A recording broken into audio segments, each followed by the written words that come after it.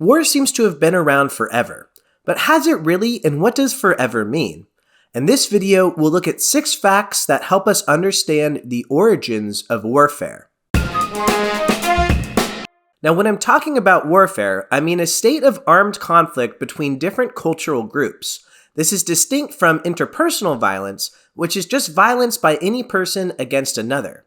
In fact, strong evidence for violence goes back hundreds of thousands of years. But defining war in the past is more complicated. Fact number 1. The earliest clear evidence for war is 13,000 years old. At Jebel Sahaba in Sudan, archaeologists found 61 skeletons dating to 13.4 thousand years ago, making it the oldest funerary complex in the Nile Valley. 67% of individuals have obvious signs of trauma, including blunt force and projectile impacts, with some stone projectile weapons lodged in the bone itself. The high number of wounds, high number of projectile weapons, and evidence for many healed wounds on the bodies suggests that the people at Jebel Sahaba were victims of multiple attacks from an outside group or groups. So if this is the earliest clear evidence for war, does that mean there wasn't war before 13,000 years ago? Well, not exactly. The evidence just becomes a little more complicated. Fact number 2. Warfare is extremely rare in the animal kingdom. While animals frequently fight and kill each other, there are only a handful of animals that kill members of their own species in groups. This type of killing is called coalitionary killing, and while it has been observed in hyenas, cheetahs, and lions, the only mammals that do it regularly are wolves and primates. Among primates, there are 2 that do it most: us and, you guessed it, our nearest relatives, the chimps. Fact number 3. Chimpanzees engage in raids. There are 2 main ways to conduct war: raids and battles. Raids happen when one side catches the other by surprise and then quickly goes away. Battles, however, are when 2 sides meet to duke it out to the end. While we're not aware of chimp battles, chimpanzees have been documented to patrol their borders and even raid neighboring groups to purposely kill outsiders. So did all humans raid in a similar way? Well, it's not that simple because, fact number 4, bonobos are peaceful. Bonobos are very similar to chimps and are just as related to us genetically. But bonobos are far less violent than chimpanzees, and they've never been documented to raid or show territorial aggression. In fact, they literally make love, not war, as a form of conflict resolution. So at this point, the biological evidence appears equivocal. One close relative engages in war, and the other doesn't. So where else can we turn for evidence? Fact number 5. War is common in hunter-gatherer societies.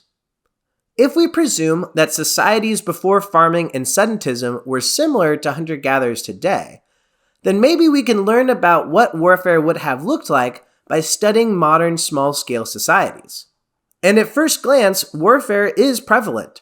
By some estimates, only 10% of hunter-gatherer groups abstain from war, and those that fight face incredibly high casualty rates.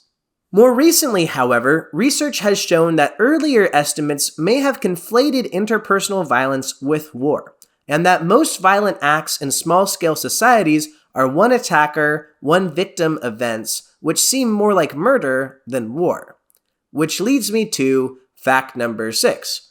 Hunter-gatherer societies can be peaceful. There are examples of small-scale societies that don't engage in war. The Semang people of Malaysia, Mardu of Australia, and some Greenlandic Inuit, for example, are not known to have historically been involved with war, although these groups are in the minority as far as warfare and hunter-gatherers go.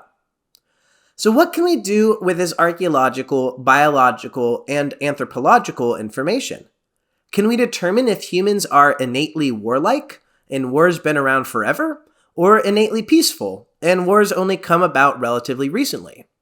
This question is actually an old one. On one end, Thomas Hobbes in the 1600s declared that life in the past was nasty, brutish, and short. Adherents of this philosophy, in which humans have always been at war, are dubbed the hawks. On the other end, Jean-Jacques Rousseau, writing in the 1700s, believed in the noble savage, the idea that people in the past were innocent and only recently corrupted by state-level societies. Adherents of this idea are called doves. At first glance, at 13,000 years old, Jebel Sahaba is really old, so maybe the hawks are right. But in the span of human evolution over hundreds of thousands of years, 13,000 years is a drop in the bucket, and maybe the doves are right. But what about chimpanzees conducting raids on their neighbors? That's a point for the hawks. But if we consider chimps, we also need to account for peaceful bonobos, which goes in the doves column. And most hunter-gatherer groups practice war, right? But there are peaceful groups as well, and that modern behavior doesn't necessarily mean it was like that in the deep past. So who's right? Like most things in life, it's probably somewhere in between. If we look back to chimps and bonobos, their violence or lack thereof may have to do with their environments. About 2 million years ago, the Congo River formed a natural barrier to gene flow that marks the border between chimpanzee and bonobo populations to this day. On one side of the river, chimps share the habitat with gorillas, who eat foliage and whose presence may lead chimps to compete over fruits and meat scattered throughout the area. Conversely, bonobos have their side of the river all to themselves, and have plenty of food wherever they are. So warfare makes sense with chimpanzees because the resources within their territory are worth defending. With bonobos, resource pressure isn't as much of a problem. However, bonobos also actively avoid conflict through sexual displays. So just as chimpanzees engage in warfare, bonobos engage in peace. This leads me to believe that we are neither inherently warlike nor peaceful. War and peace are behaviors that we can choose in specific circumstances. So while warfare likely did occur in the deep past, it probably didn't happen often enough to register in the archaeological record until Jebel Sahaba, because like bonobos, we didn't have much of a reason to fight.